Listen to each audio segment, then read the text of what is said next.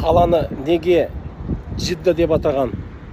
Өйткені бұл жерде адамзаттың анасы болған Хауа жерленген. Біз Хауа ана дейміз, арабтар әже дейді. Жидда деген әже деген сөз.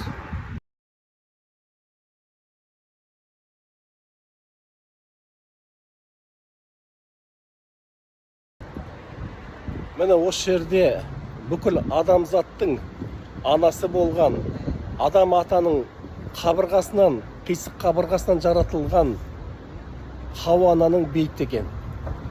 Осының ішінде, бірақ ішіне түсірткізбеді, ішіне есігін аузынан ғана қарауға болады. Бейіттің ұзындықтары шамамен 20 метр, 30 метрдан, бірақ көп бейіт екен ішінде.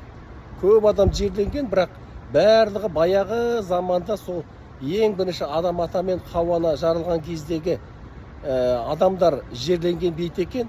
Бойларының барлығы о кезде адамдардың 30 метрдан болған, шамамен сондай үлкен бейіттер. Гиганттар дейді ғой адамды, гигант адамдар. Міне осының ішінде жерленген.